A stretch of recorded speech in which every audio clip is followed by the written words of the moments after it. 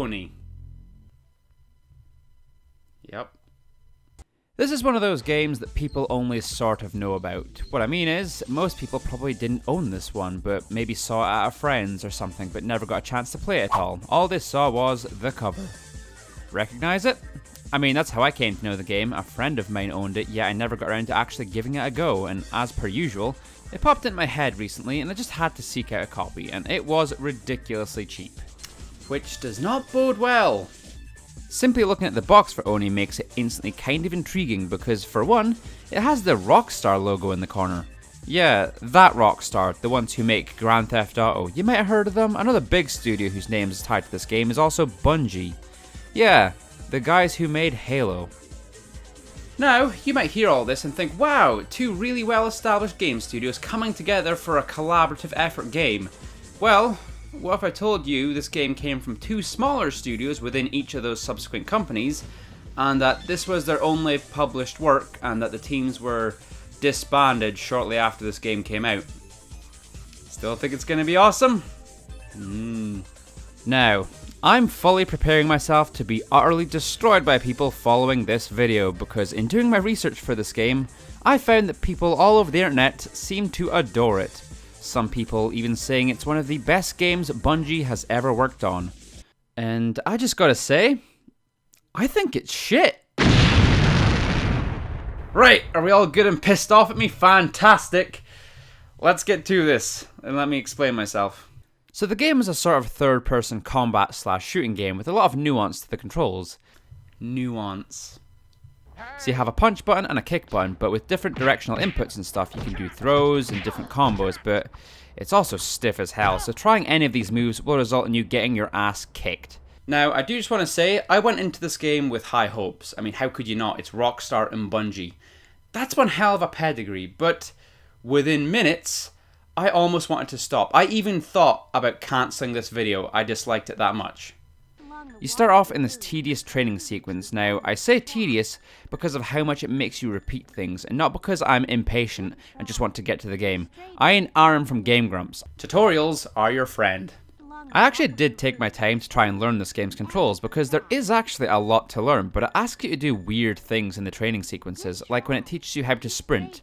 You simply tap forward twice when you want to sprint, and then the game asks you to sprint around the room following a very specific path, but that's not teaching you anything about the sprinting. That's just drawing attention to how terrible the game's controls feel, as they're twitchy and not precise at all, especially when it comes to character and camera movement, so I failed as part of the tutorial, because simply performing the action of sprinting wasn't enough. The same goes for gun aiming. It's one of those games where you aim far too fast and lack any kind of lock-on mechanics. Look at this training sequence.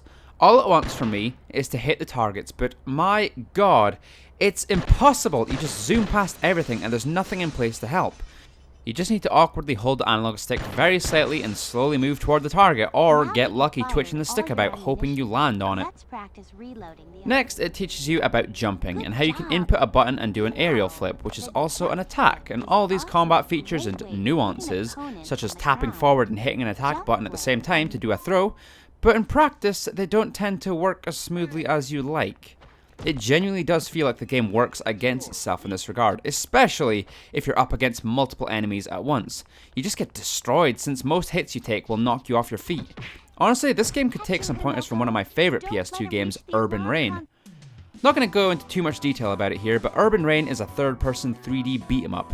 Think of it sort of like Final Fight or Streets of Rage, but a sort of 3D interpretation of that genre made by Namco, also starring Paul and Law from Tekken, because hey, cameos are cool, right? Heck yeah, they are, Yusha. Okay, now where's my money? Now, admittedly, in many ways, Oni is very different from Urban Reign, but I feel like in terms of the fighting, they're on the same page in what they tried to be, but in my opinion, Urban Reign pulled it off better. Oni's issue is that it throws crowds of enemies at you, but it's surprisingly difficult to not just get destroyed or for it to become a chore. You're constantly knocked down and can barely get in a hit. The same can occur in Urban Reign. Enemies can gang up on you and punish you arguably worse than what you see in Oni. The main difference here is that you have abilities in place to stand a chance and fight back. It's one thing to give the player character a huge list of attacks. It's another thing entirely to build a game around those moves and make them natural to pull off. Now, Urban Reign gives you this meter which fills up as you deal out damage, and also as you take damage.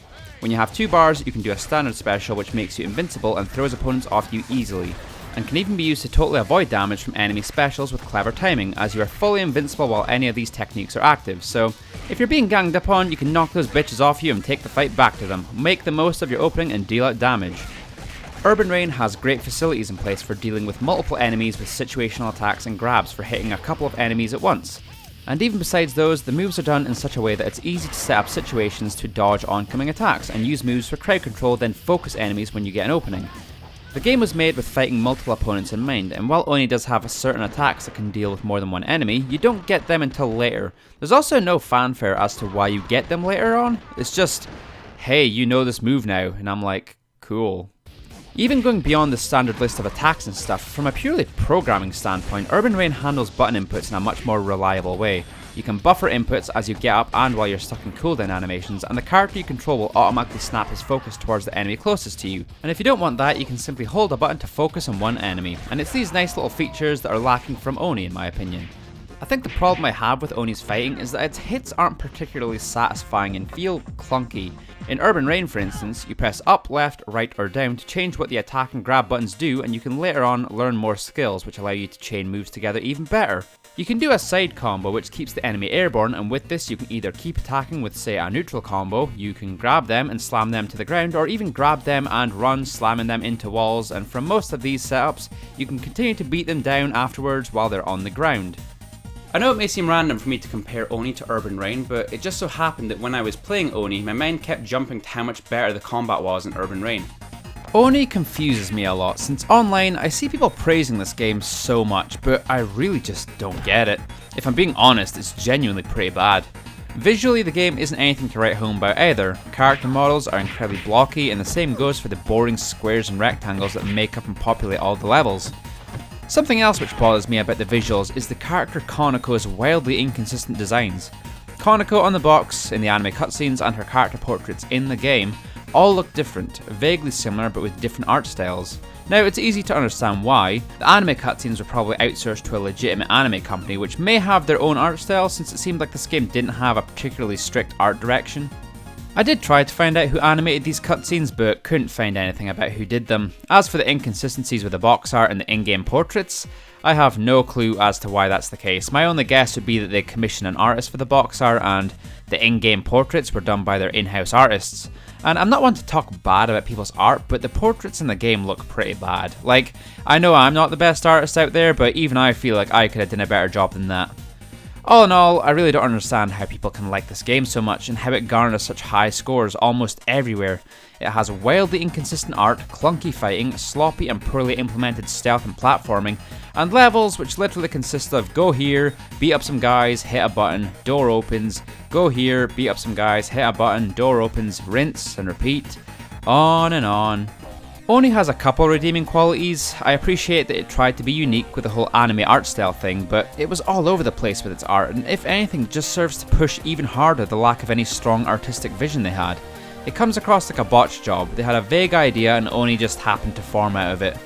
In conclusion, if you want a fun stealth platformer with fun characters and a quirky art style, play Sly Cooper. If you want fun arcadey but nuanced combat, play Urban Rain. Right, and I'll leave you with this. One of the first boss fights to, allegedly, Bungie's greatest game ever. Thanks for watching.